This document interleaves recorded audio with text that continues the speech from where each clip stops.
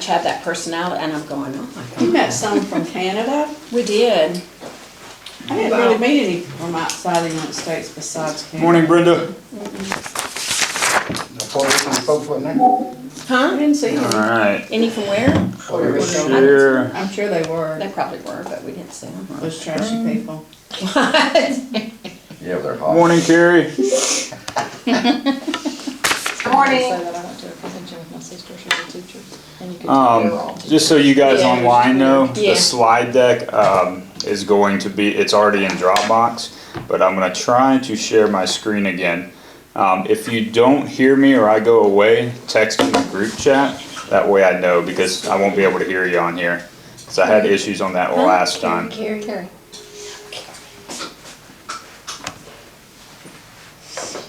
Carrie listed her first property and sold it. Yeah, Carrie. Carrie, congratulations. Thank you. You got a listing and a sale, girl. You go. Yeah. Thank you. I got both sides. So I'm so proud of you. Ma'am, I'm so proud of you. thank you very much, Donna. Oh, we got captions. All right. Oh, I don't know what I just did. Hold on. We're having quite a bit of technical difficulties this morning. All Looks right. like you're kind of advanced. Yeah, we yeah, we were thinking, wow, look at that. I do what I can, you know, do what I can. So, You meant to do that, right? Yeah. all right, Donna, Carol, what'd you learn at NAR? The NAR convention? We learned that everybody's excited about the new administration coming in. Administration for the National No, for the Association? country. Oh, for the country? Okay. Yeah, there was a lot of excitement about getting rid of some regulations, Yeah, and helping us spawn some, a lot of what they talked about was still the housing shortage. I was just listening to a podcast just before I came in here with Lawrence Ewan, and that's the big topic. yeah, And some of these, he said there's areas in California that it takes $100,000 just to get started on building a house. That's not buying any materials. Just the regulations alone are like $100,000. And we learned the cost of living in Boston, an average house there is over $1 million. And I asked our Uber driver, how does that work? I mean, how do you do that? He said, most people there have 2 jobs. So, Yeah. but the interesting one was about the statistics about the realtors dropping out. Yeah, we went to the Alabama caucus, which was just Alabama Realtors, and AREC, the Alabama Association of Realtors, or Commission, we're down 17% in renewals, license renewals. The projection was 10%. So more than what they anticipated. And I bet when the January dues come, we'll have even more. NAR is making their first $197 million payment on the settlement in the next few weeks. Thank y'all Yeah, we for- learned some Thank y'all good for your stuff. dues. Yeah, thanks for the Um, dues. The budget has been reduced by $20 million, and that's just mostly travel for NAR people. So they're really cutting back on. Which they needed to They should've probably. done that. They should have done that They're before. There's behind. another $10 million that is kind of sitting on the sidelines that they're gonna try to cut as well. So, We sat in on some good sessions on buyer agency agreements and, a lot of emphasis on buyer's agency. yes, a lot, and some good ideas. But mostly what we've already talked about in here about making sure you present what your value, what you bring to the table for the buyers and the sellers. But they did focus a lot on that there. Yeah. On that note, we had our first public policy meeting at AR, and we're gonna tackle that legislation to not have to have a buyer sign something at the That's first amazing. meeting. So I talked to Jeremy, we were on a Zoom call, and I could see the grin in his face. I asked him, have we done put some feelers out there, meaning as he talked to some legislators, and he grinned, and I know they grinned. Yeah. And so I think we've got enough support already. Yeah, So as soon as we get the draft, you know what I'm talking about, where it'll be a state law then, that it trumps anything in the Yeah. agreement that was made with NAR. No pun intended. Yeah. That, yeah. That, I didn't think about that, did I? Yeah, that trip did you good. yeah, But I'm on fire. it would overdo the settlement that we would be able to still have to, kinda like a recap form, like, here's something, you don't have to sign it though, it's just, here, I've gotta explain it to you. They're still working on legislation. We're just trying to follow in the footsteps of Colorado, right? That's pretty Right, much it, yeah. exactly. It'll be similar to the Colorado legislation that went ahead and did it. Yeah. And we don't think we'll be able to play with the commission on it, so we're probably just gonna do it on our own. So, but according to Jeremy's shit-eating grin, he's already discussed. But is it. anybody, like, I know the buyer's agency agreement, like, it was a shock and all, but like, has it slowed down anybody? No? That's Not that's really. kind of my thing, like, it just Honestly, hasn't. I don't think a lot of people are doing it, to tell you the truth. Wow. I heard some realtors at the conference that they're liking it. I dig it. Like, I like it it's a too. good thing. Well, Yeah. this will give you the option to kinda like recap, is like, I'm gonna tell you this, Yeah. but it's not tied to, kinda like right now, you gotta, Yeah. feel like. But you know, we always had to do for at House and Home, we always had to do buyer agency Well, agreements. everybody does. I know, Yeah. but I mean, Now you just have to do it earlier. yeah, Yeah, no big deal. yeah, yeah, okay. And I will say the one thing that was interesting that I was told by somebody there that said that if Kevin Sears is the president of NAR, and if he hasn't already talked to Trump, he's gonna be talking to Trump about trying to soften some of this stuff with the DOJ. That we're trying to get the DOJ off our backs. So Good. hopefully that will come to fruition. All right. Lots of things happening. So, It's a good conference. yeah, good. You've never been to a national You should conference. go. You should go. Yeah. You It's should in try to Houston go. next year. Oh, we'll be going. And the following years, it's in New Orleans, Where's which that won't next be year? very far Houston. away, so that would be a good one to I go. hate Houston. I lived there But for she a loved year. Boston. Love Boston. I like Boston. All right, let's kick this thing off real quick. Today's all about business planning, which is loads and loads and loads of fun, right? For quick show of hands, how many people actually do a business plan every year? I attempted One, to do two, In two my and a half? head. 2.5? Yeah, two I and mean, a half? I have Okay. ideas of what I wanna do, All yeah. right, I was just curious. So I'm going to be going over kind of the high notes on each thing, covering a lot of material today. So this is recorded, so you can go back and watch, but take notes, all that fun stuff. And I wanted to share with you kind of like, I don't know if you guys have seen Feed the Fire, like that hashtag I do all the time. What it means to me is it's feeding the desire to succeed because nobody else is going to do it for you, right? That's really what it means to me, and that's really what you should look at as far as your business plan is, right? It's really something. It sets you up for success, and we're kind of going to get into that. So why a business plan? The importance of it. The reality is because all successful businesses have one, but for some reason, agents own their own business and think they are different. That's the reality. Every successful business you've ever seen had a plan, and they executed that plan.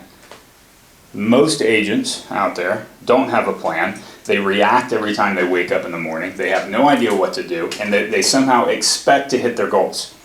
It's almost a definition of insanity, right? It really is when you think about it. It really, really is. Another thing is the business plan is all about goal setting and what you want to do, but the importance of a business plan is how you go about doing that. The business plan is really the how, right? It's like it's fun outlining what you want to do, but the more important thing is how you do it. Another thing that I kind of wanted to talk about very quickly is don't overcomplicate it, okay? Don't make some big extravagant thing. Keep it very, very simple. And I'm big on trying to keep things simple, but my kind of go-to is actions plus time equals results, okay? It is that simple. You control what actions you do, and you control how much time you put into those things, and you're guaranteed a result. If you're putting no time into something, right, you're not going to get any results. If you're putting actions in the wrong thing, you're not going to get any results. So you're always getting results no matter what, but most people only focus on the goals. Most people only focus on the results. But the more important thing, the way to actually execute and actually go somewhere with it, is to focus on the action and the amount of time you put into something. So really think about that as you're going through the business plan. The truth shall set you, I'm sorry, I've been up very early this morning. The truth shall set you free. We've all heard that, right? And that's probably the first thing that I really wanted to talk about, is because it's the truth behind all of that. The truth is that the time you spend is the most important. The actions you do is what the most important. The results are just a byproduct of those things. So the truth is what we avoid the most, And so the question to ask yourself around that is, what am I doing now? What was I doing before? Be truthful with yourself and ask yourself, am I implementing and executing the exact same thing today that I was doing before that may be successful? We tend to get this shiny object syndrome as realtors, right? We tend to get these grand ideas, these big things, when in reality, like after we have some success, because we immediately jump to the next thing. Does anybody relate to that? Right? Yeah. All right, so then, because what we do is like, well, I had an open house, but now I see this other agent doing some marketing, so I'm gonna go try some marketing. Or this other agent, I think they're crushing it, I'm gonna do radio now. And we jump around, but the reality is the truth is what got us successful is the basics, is what, and focusing on that. Agents that are having success and, do what now? Squirrel. Oh, exactly, yeah, I mean, I have it all the time. I do it most of the time, especially when I'm up here, right? Like I think about 100 different things and I have to refocus. Agents that are having success in this market are just doing what you used to do. That's the real truth for all of us. That is the cold, hard reality. The agents that are winning, the agents that are wildly successful, they're doing what you used to do. They're not implementing this crazy social media strategy. They're not implementing YouTube, radio, billboards, mailers, any of that stuff. They're just having more conversations. At the end of the day, that's you're going to hear me say that over and over again, but this business is not easy by a long shot, but it's also not complicated. If you want more business, you talk to more people. Relationships, right? That's what it is. Jumping ahead, but your conversations build relationships. So we all believe it's a relationship business, we just simply have more conversations. But it's all the things we used to do. It's all the things we got started with. It's all the things that kind of led us to what success we've had, except we just chose to stop doing that. So that's the truth. Has anybody gone through the business plan, the first 13 pages? Yeah, we have? Okay. The first 13 pages, like this is one of my favorite ones, is that you really get to choose, and there's power in choice. And what I mean by that is you're choosing every single day where you put your time and where you put your actions and what actions you're doing, right? It's all about, has anybody seen this, living above the line or below the line, right? Below the line is taking absolute accountability for what you're doing. Living below the line is the victimhood mentality. So every day we have a choice either to take accountability of what we have or live with the victim's mindset, right? Either I have complete control of how many conversations I have complete control of what actions I take, I have complete control of my business, or I'm a victim to the market. I'm the victim to who's the president. I'm a victim to whatever it is. And I'm here to tell you right now, please meet with me and I'll show you the numbers. Some of the guys, the old first call agents, I did this a while back. Agents during the recession had some of the best years of their life. The market does not determine your paycheck. You are the only person that chooses your paycheck and how much it is.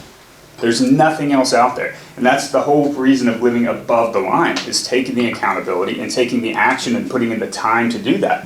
You take ownership of your life, take ownership of your business. It's really your choice. And that's where all of the power comes from. So when you're doing this business plan, you're doing that, think about those things. Think about what you want your life to look like. So, personalized business plan, this is a quick overview. The first part of the business plan is reflection.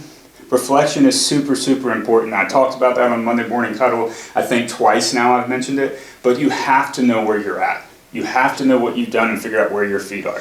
And the best metaphor I can give is if I dropped you off in the middle of nowhere and told you to go home, you wouldn't be able to find your way. So if you want a business plan and you have an idea of where you want to go, you first have to figure out where you're at. That's number one. And that's what reflection is all about. 2 is market analysis. You got to figure out where the opportunities are. Step 3 is projection, strategies and tactics, action steps, very important, and then measuring. Measuring is super, super important. If you don't keep track of what's happening, you don't know whether it's working or not. Metrics are the most important thing in your business to figure out as far as a health check on your business, okay? And here's an actual fact. Less than 3% of real estate agents have a business plan. Because I got 2.5. Raise their hands. 1.5. Was that a half? Yeah, I think you were a half. Yeah, exactly, right? Yeah, but legitimately to have an outlined business plan, if you want to be in the top 3% of real estate agents, have a business plan. It really is that simple. Because everybody you run into, not picking on you, Donna, but it's all up here, right? It's all up here. Oh, yeah, it's up The there. problem with, the problem with having it up here is everything else is up here too. all of your emotions, the day-to-day drama, The distractions. the family, All the your chaos, squirrels. everything else is up here, Or your right? what? All your squirrels. Yeah, all the squirrels. And you need something, like if you put it, like when you speak it, it becomes real. When you write it, it becomes real. Well, now all of a sudden you can take the steps to follow that. You can remind yourself of what you're supposed to be doing, why you're doing it, and the importance of it. So get it out of your head and putting it on paper automatically puts you in the top 3%. And a little hint, 20% of agents sell 80% of the properties in the RMLS. It's the 80-20 rule. So if you want to be in the top of the 20%, have a business plan and execute on it. It's really, really that simple. Don't become a prisoner of your own reality. Set yourself free by creating a life worth living. So this will all make sense in a minute. This is reality check. It wasn't on here. This is where you take a moment to reflect. This is where that first 13 pages, spend time on that and don't rush through it, okay? The reality check is to really ask some hard questions, right? Do you feel you have a solid strategy or plan in place that will move you in the direction of your goals?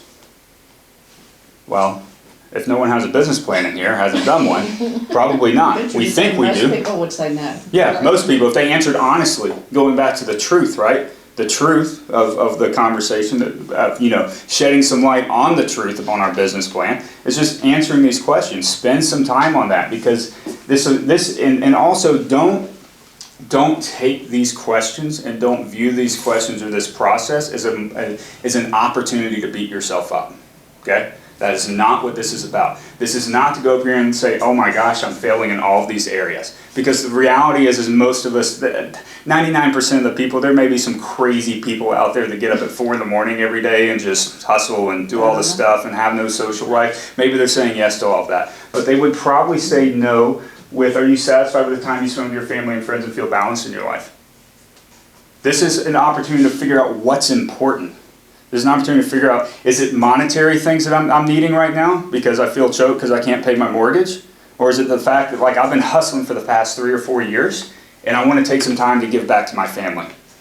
That's the reality check right here. It's not an opportunity to say, oh my gosh, my sales are down or anything. It's to figure out what you want. It's to bring clarity on what you're trying to do. So take some time and be honest with these questions. Take some time to do it. Because the reality is, once life happens, it's very, very hard to slow down.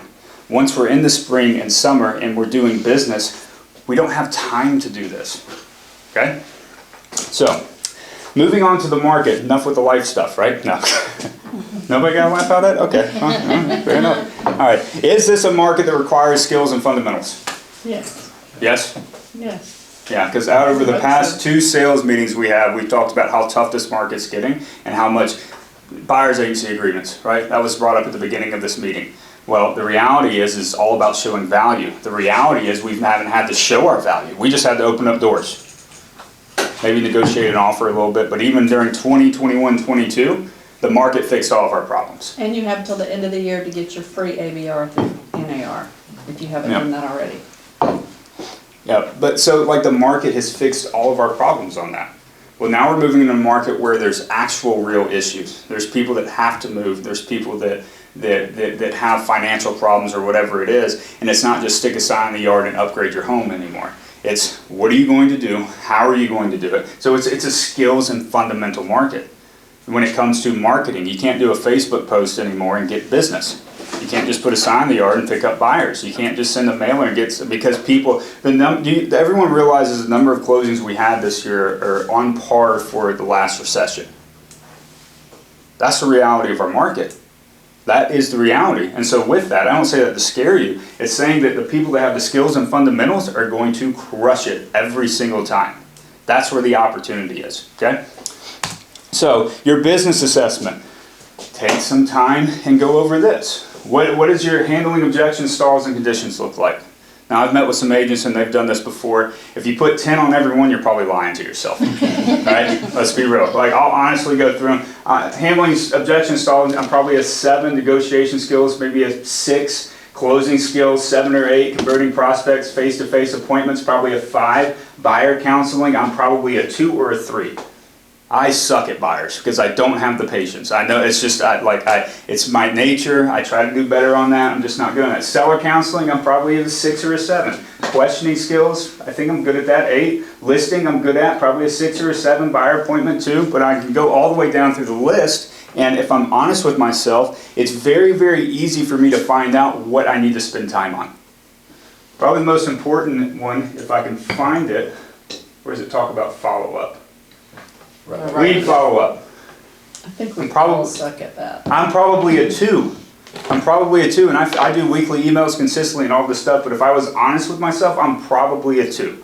That's one thing I'm going to fix in 2025, is I'm going to be better at following up, because I'm watching money go out the door by not following up.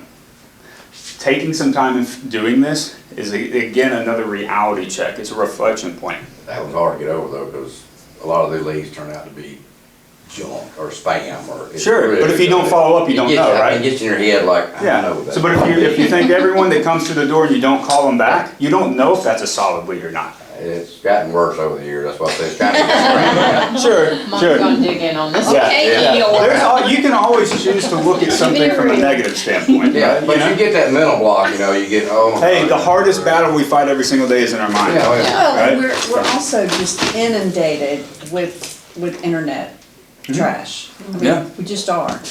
And Yeah. it just seems to get worse and worse and worse. But you have Yeah. to kind of figure out where your lead sources are coming from and Sure. try to target those from Yeah. good lead sources. Yeah, and And but good luck with that, yeah, because there's so many of them. there is, but it's all what works for you, and we're going to get into that. So, numbers never lie. After all, they simply tell different stories on the math of the tellers. Make sense to everybody? Really like that one. Numbers don't lie. If you want an honest where you're at, do the numbers. And they're just numbers never. That's why I'm a numbers guy, because it tells the truth. It never lies. Market analysis. This is where the numbers, what's the average price, what's up, down, stable, the asking price, the list price sale ratio, all of the market reports we do, we need to know these things, right? And I'm not going to spend too much time on this because I feel like I beat that dead horse every first sales meeting of the month, right? The importance of knowing the numbers. But doing this allows us to see where the opportunities are and where the shifts are out in the market, so we don't waste time, energy, and effort on those bad lead generation sources.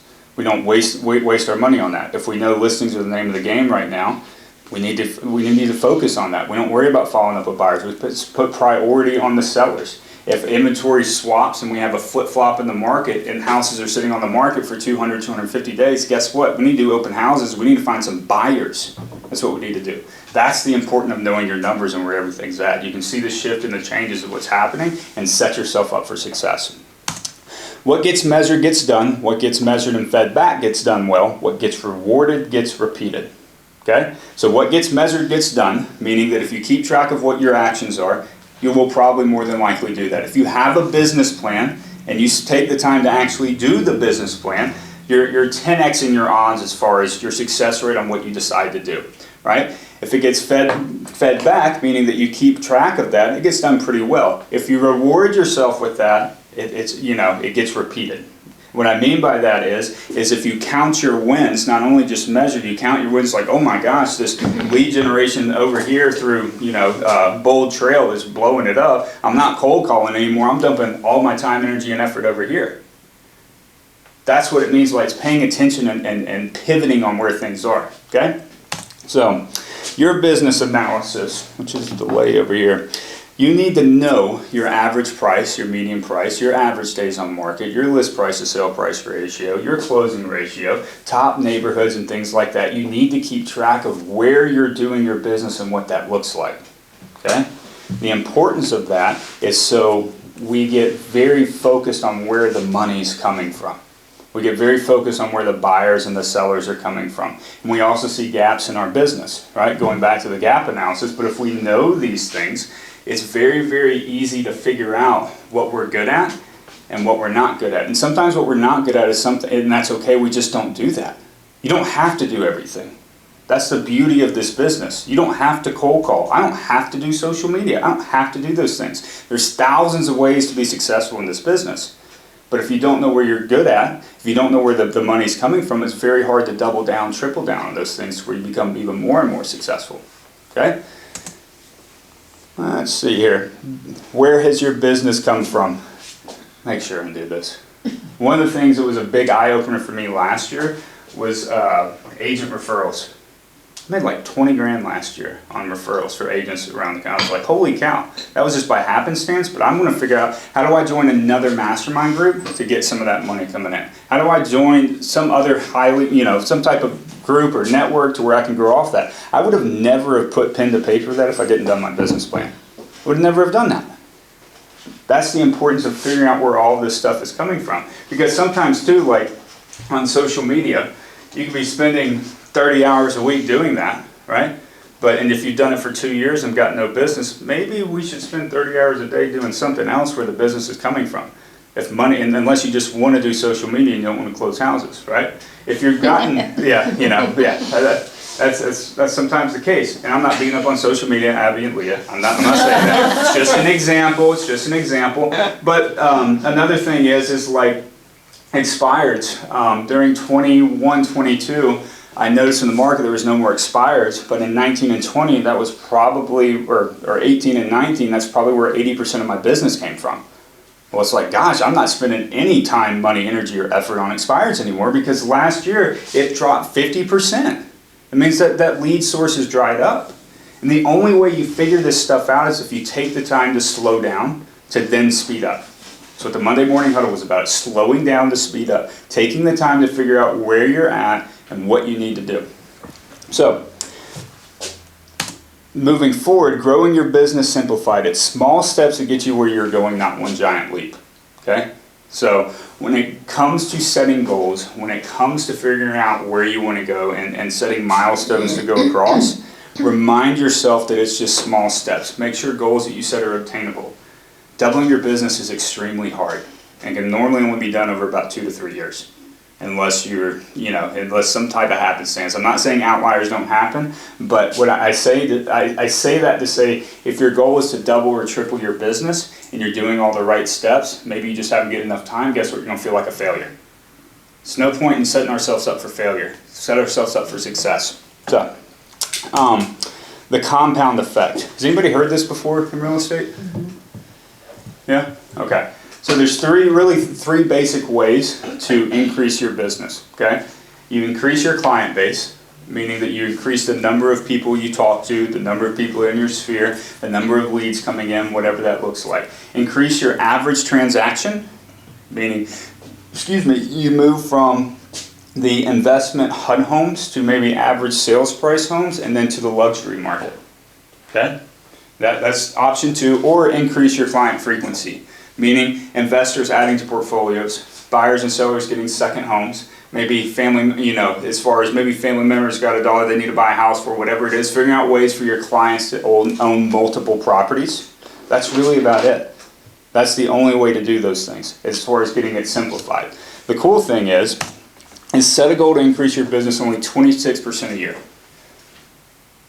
That's it. Because when you do that, you will double your business every 3 years. If you can consistently grow your business 26%, and I'll do the math for you, because a lot of people are like, no way, yes way, yes way.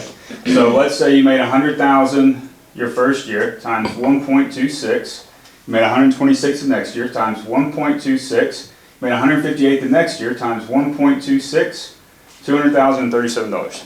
26% a year. So if you did 20 deals last year and you did 25 deals the next year, you're on track to double your business by year 3. That's how that works. That's how compounding works. That's how consistently giving into something works.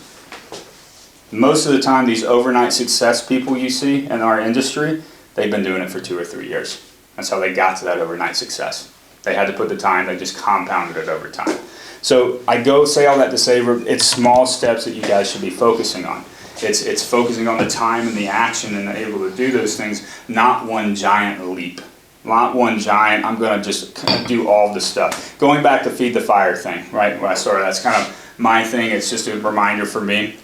I do that because I consistently I realize that I have this fire in me to succeed, to help others, do whatever it is, and I got to consistently pour into that, right? That's how things get built. If I took all of the wood and just dumped it on the fire, I'd put the fire out. But that's what we tend to do to ourselves when we set these massive amount of goals, right? Danny, what do I tell you all the time? It's not how, it's not how many hours you called today, it's how many hours this month you called. Yeah. Because otherwise, by hour 3 or 4, when you're cold calling, you get wore out, you're tired, whatever it is, it's a mental, it sucks, I understand. But it's just doing an hour a day. It's like when it comes to a business plan, it's talking to 2 new people a day. Not doubling your business, just 2 people a day, and that compounds over time. So, staying on track with how to grow your business. Conversations with customers will increase sales, even if the product or service is never mentioned. Back to what Carol was saying, it's a relationship game. It comes down to conversations. We can't get away from them. When we pay for Zillow Realtor leads, guess what we're doing? We're paying to have conversations. That's the reality of it, okay? So we can't get away from that in our business.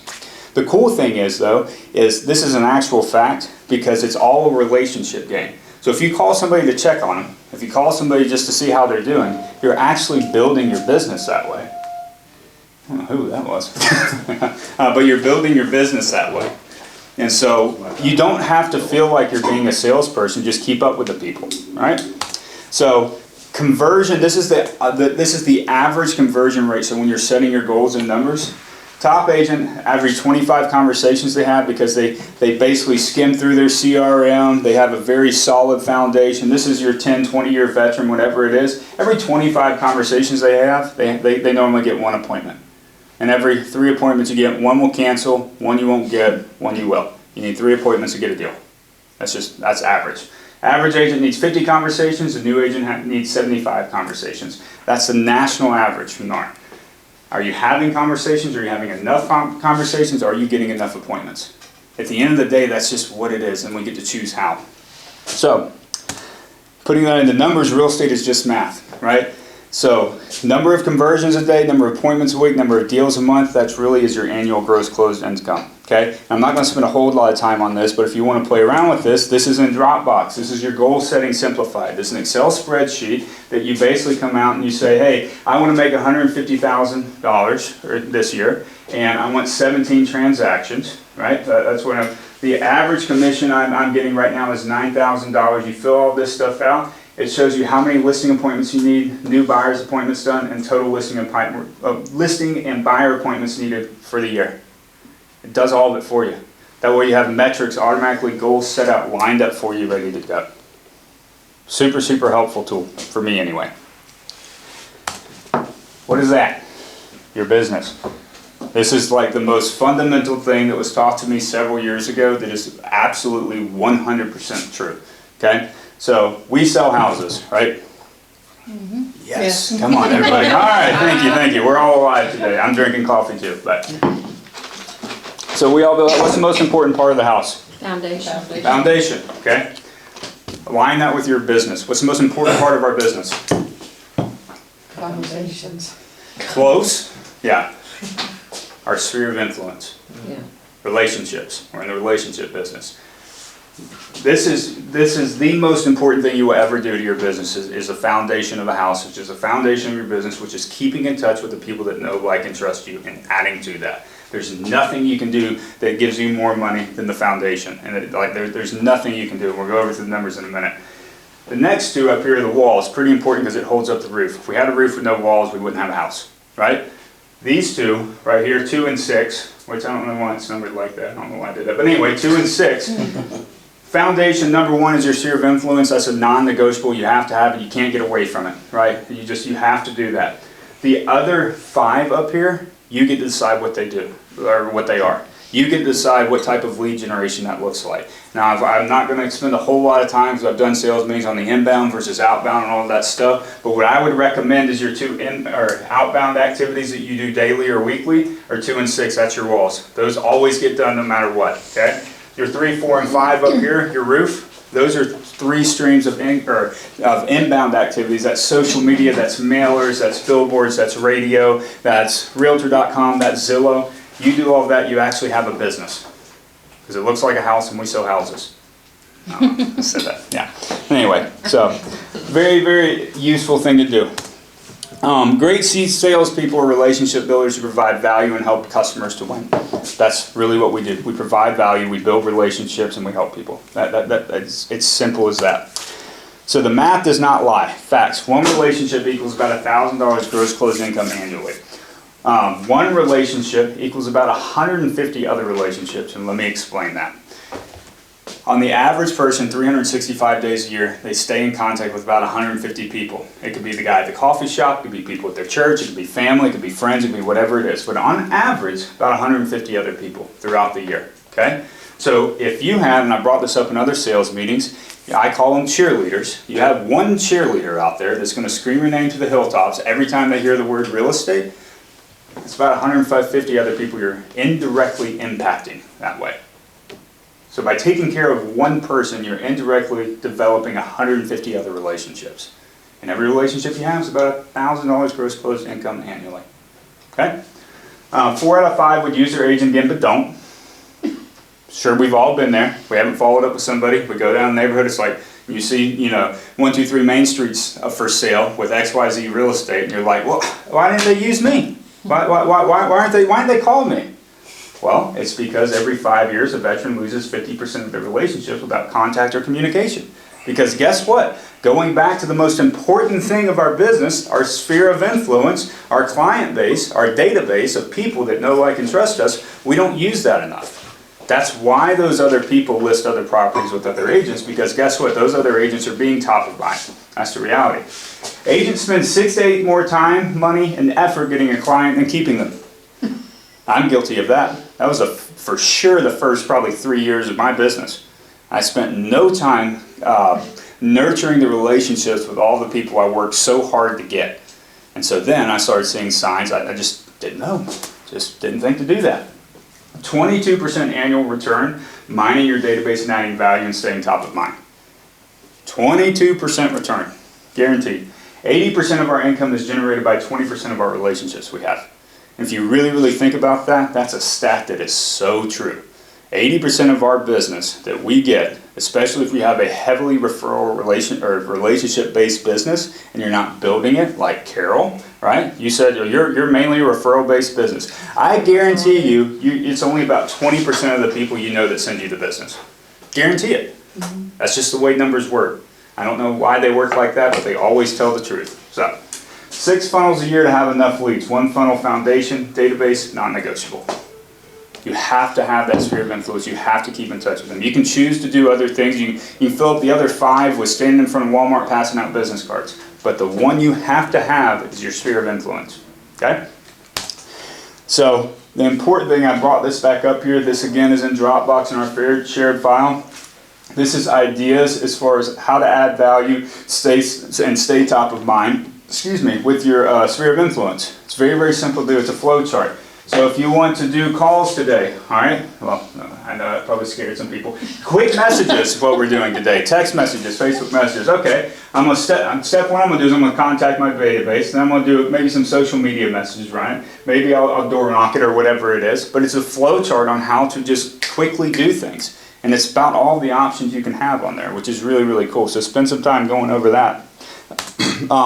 Warm calls enable salespeople to have more relevant and natural conversations. Nobody likes to cold call, except me and Danny, and I completely understand. I completely get it. It's not a fun thing to do. It's not for everybody. But we've already decided we can't get away from phone calls, right?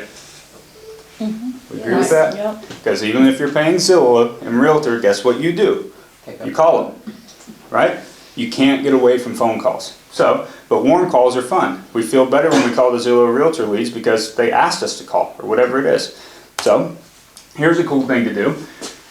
Every time you have a new listing, bona fide buyer, just sold, price reduction, open house, whatever it is, step 1, contact your database. Just send them out a quick message. You can do it in about 10 seconds if you know KV Core, Bold Trail well.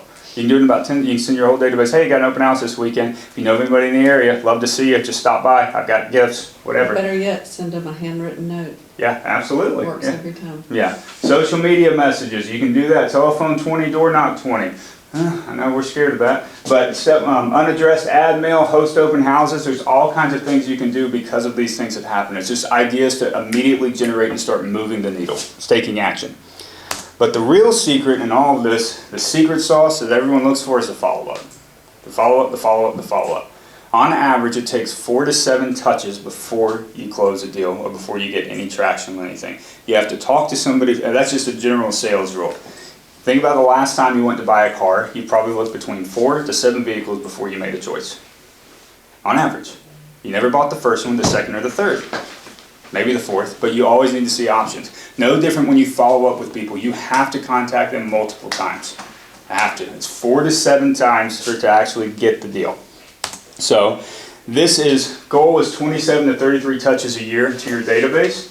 Monthly preferred client update, these are ideas on how to do that, right? On these are how to stay in touch with your sphere, how to keep the ball rolling, stay top of mind, and add value for people.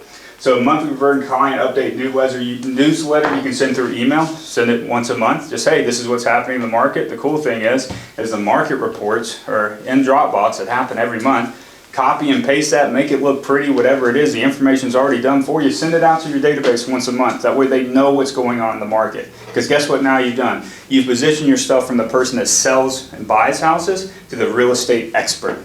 And now when they think of real estate, they're going to think of you. Send comparable market analysis, unsolicited CMAs, I'm sure we've heard that before, to your past sellers and clients. It's crazy because like when you send that out, it's like, it's so funny you sent that. Because I was just thinking about doing this upgrade because I know I'm going to sell in the next year or two. Well, now we don't have to drive past another person's sign. We get to put the sign in the yard if we just stay in touch. And I can go all the way down the list, but this is number of touches per year, or number of touches, and then what your actual plan is over here. This is the recommended from all kinds of different people, much smarter than me, that have done this for a very long time, that have studied the numbers, and this is what can be your plan. Something's better than nothing. So. Don't feel like you have to do all those things, but most of the time if we called our database 4 times a year, every quarter, that's so much more than we've done in the past 2 years. If everybody got a phone call. It's that easy. So, this one right here, having a post-sale service, basically a post-closing follow-up, that's the real nitty-gritty. That's really what it is. Because how many times have you closed on a house and they said, thank you so much, and then happenstance, they're like, you know what, my friend's thinking about moving. He's coming over to the housewarming party, and they're thinking about buying and selling too. Has that happened to anybody? No. Nobody? Yep. Nobody? Okay, all right, 3 or 4 people? Okay. I say that to say the most important time to make sure and follow up with somebody is that 60 to 90 day window after the closing. That's really, really important because that's when they're talking about houses, they're in the real estate game, that's when they're giving testimonies, that's when they're doing all that stuff. So having some type of post-closing follow-up is super, super important. And then also, then you just throw them in the database and then get your weekly email, monthly email, 4 calls a year, whatever it is. But that window right there is because they already are talking with all the people and everyone knows they're doing it. And they kind of get the ball rolling. That's when referrals happen. Okay? I call my clients within 30 days, usually right at 30 days. Mm-hmm. Whether it was a good or bad transaction, Yeah. I call them. That's Yeah. tough. It is tough. Yeah. It is tough when they walk away and they're mad about something, but it can soothe their feelings if you call them and express interest in how things going. Yeah. I send a $5 Starbucks gift card. Send that, handwritten mailer, and then normally 2 weeks later they get a text, and then a month later they get a phone call from me. That's my little 3-step strategy to make sure I'm top of mind to them. Because so many people, this is their 2nd or 3rd home or whatever it is. Like, my agent never sent me anything in the mail.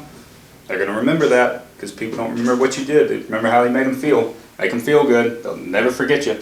So, anyway, because I am just talking today. Like normal.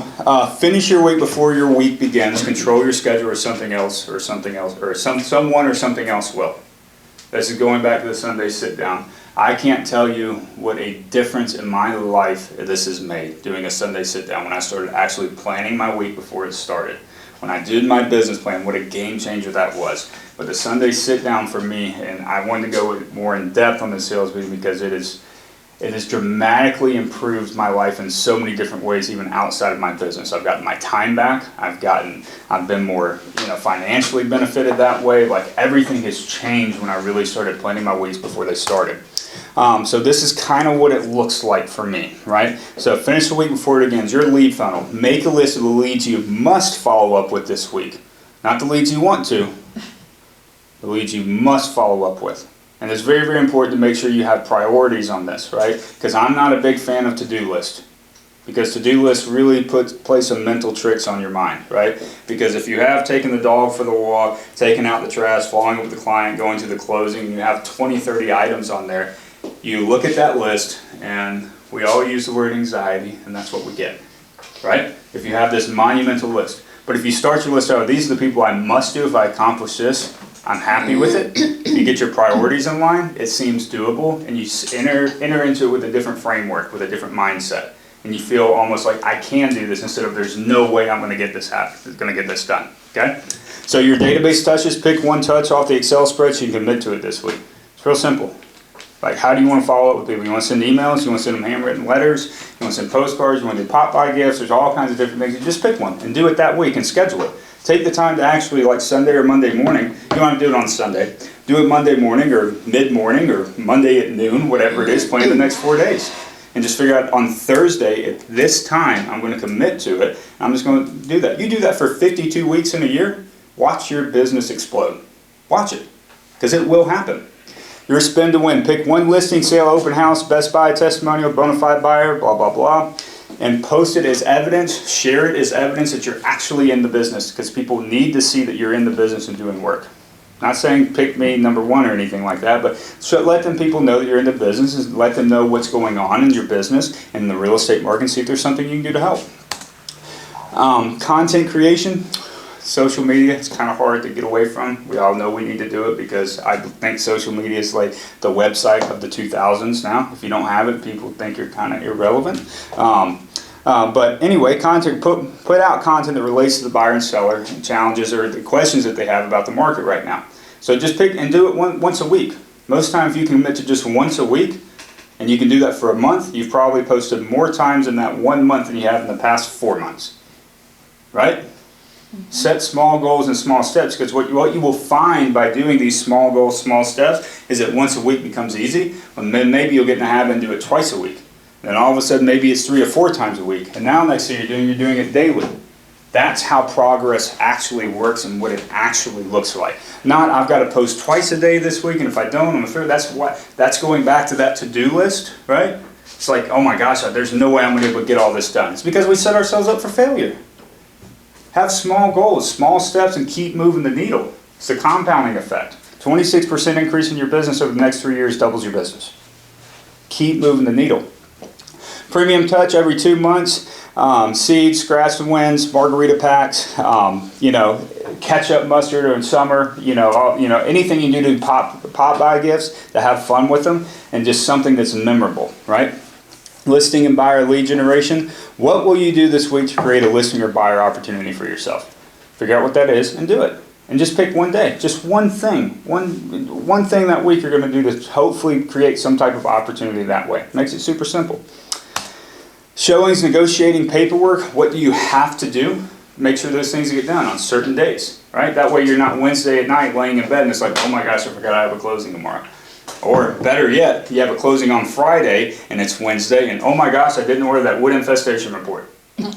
Everybody's been there. If you take the time to actually review what's going on in your business, you more than likely won't forget it. Because then you can put on your list, priority, wood infestation report, got to get that done. Home inspection, got to get that negotiated, whatever it is. Take the full list of all the above, schedule the time and day you're going to do it, implement and execute. It's real simple.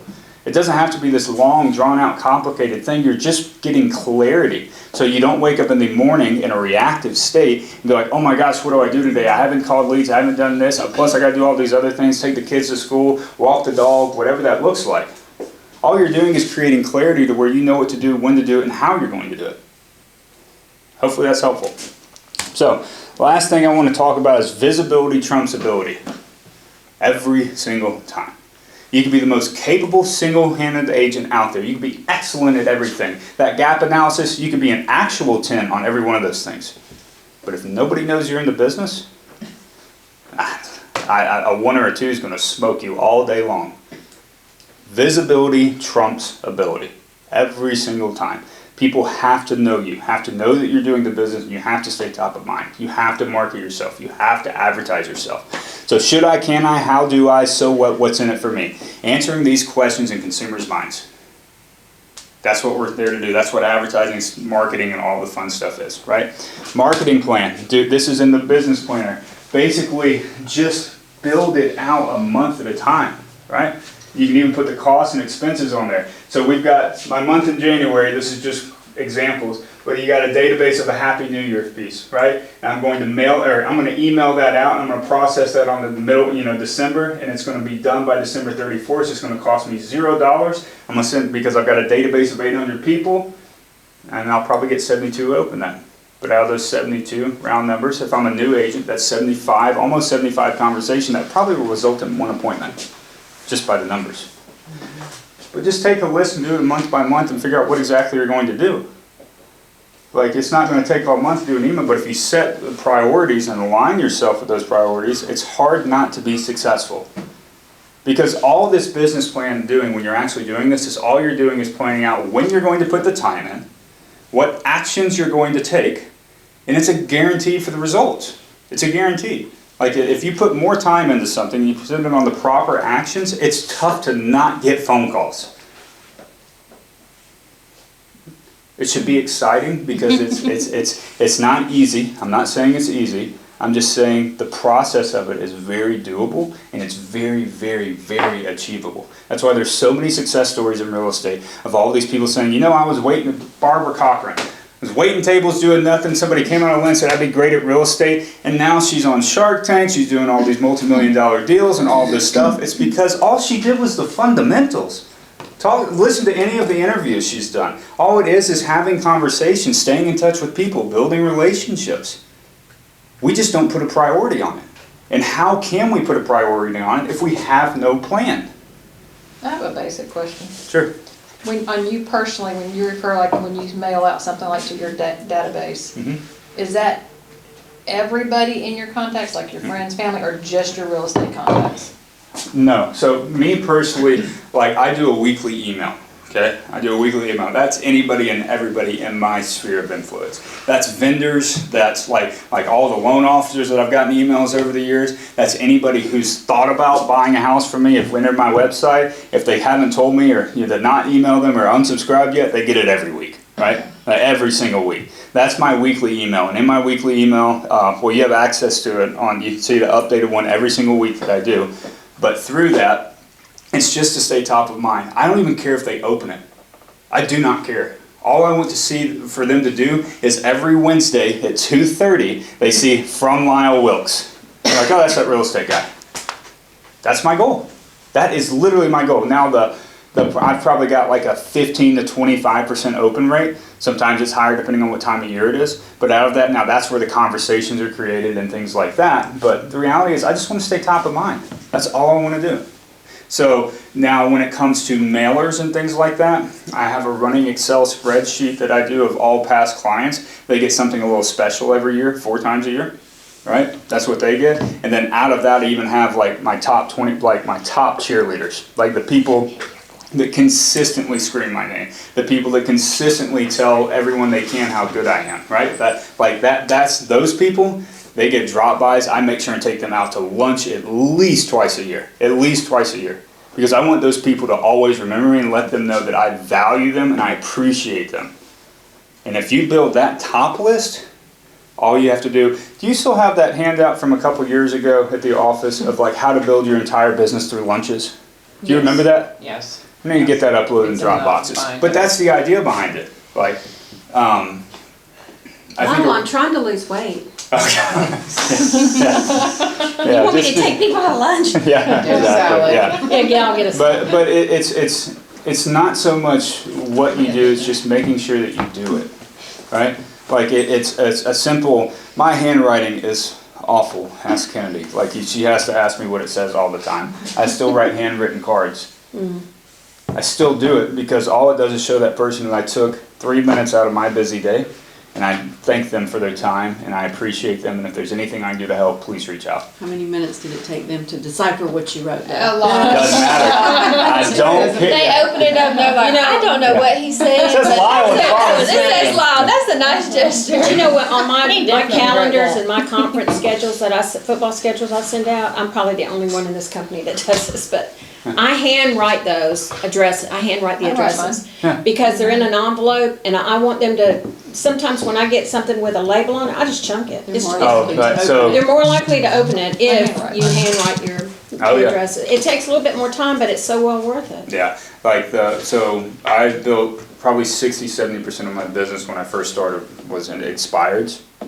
And I called them, right, but I also did a 3-step mailing process where everyone was handwritten on the outside. Because you can't throw away the handwritten card, you have to open it up. Yeah, nobody does You have that. to. So You think, have to. oh my gosh, they took the time to Yeah. do this for me. I'm Yeah. gonna open it and see what it For is. sale by owners too. And then I'll throw it in the trash. Yeah, I'm just kidding. that's a great one, but the key is not to send one, like going back to the follow-up, you can't send one mailer. But like for sale by owners, I literally would send them, hey, if there's anything I can do to help, please let me know. Hey, by the way, this is some marketing that I do for my listings, just a brief overview, maybe you could use it for yours, because they're not going to, right?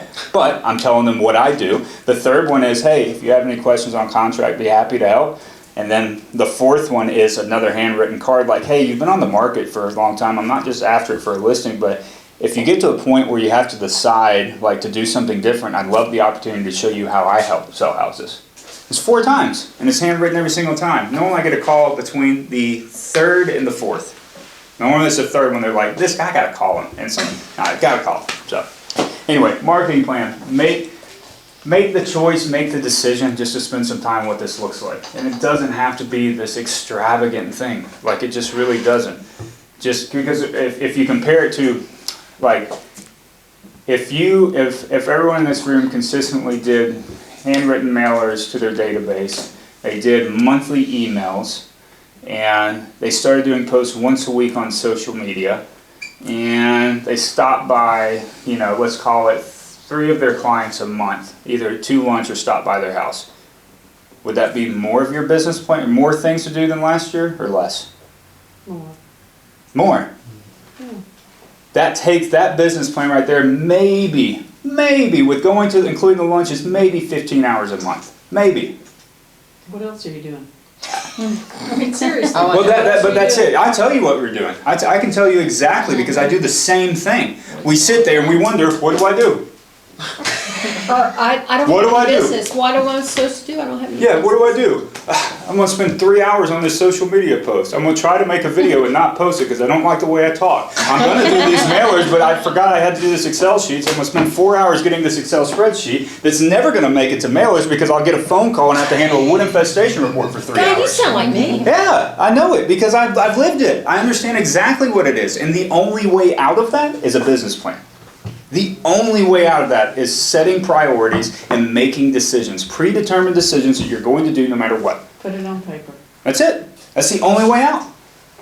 Only way out. That's why when I tell you the Sunday sit-downs changed my life, because they actually changed my life.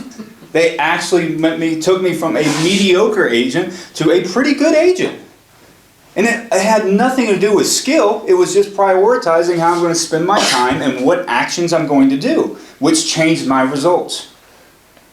When I say it's just a math problem, it's just a math problem. Actions times results, time times action equals results. It's that simple. So, something to think about. Last but not least, something nobody wants to talk about is budgeting. Budgeting is telling your money where to go instead of wondering where it went. That's simple. Right? So, take some time and go over your personal expenses. Take some time and actually look at that. Figure out where your money's going on a monthly basis. I'm probably the world's worst when it comes to personal, because I'm just being honest with you. It's going to be on my vision board this year. Is I'm going to get dialed in to the penny on my budget. I'm going to get on my personal budget, because I'm just like, where's all this money going? Because I don't take the time out of my day to figure it out. Take some time to do this. Business expenses has to be done. Has to be done, has to be done, has to be done. You can't operate without funds. We all own businesses in this room. You can't operate if you have nothing in the bank. You can't send mailers if you have no money. If you have no money to pay your MLS dues, you can't sell real estate. And if that's how we make money, that's pretty tough to do, right? Taxes at the end of the year. Good God, that's always scary, right? You know? But if we have a budget, we have an idea of what that looks like, we're prepared for it, and nothing is a surprise. If you take the surprise out of everything, most of everything's manageable. You can chew on it. If you take the surprise away. That's a good little tidbit too for your clients. Setting expectation takes surprises away. You want to make sure and have a problem, surprise your clients all the time. Yeah. But then we do it to ourselves because we don't have a business plan. We don't take time to spend time on our business. Right? Leave you with one thing. What you do today determines your tomorrow. If you want to change your future, take action today. It's that simple. Can't say it was easy, but it is that simple. It's that manageable. It really is. What you do today determines your tomorrow. So if you're not happy with where you're at right now, blame yourself yesterday. If you're not happy with how much money you're making right now, blame yourself 3 to 6 months ago. That's how this business works. That's all I have today. Hopefully this is helpful. Yeah. No. Thank you. All right. Let me see if we still have some go-to people. You've been excused. That's fun. What does that mean? Did they get kicked off? Well, sorry people. Good thing is it's recorded. Yeah. I'm gonna stop that right now.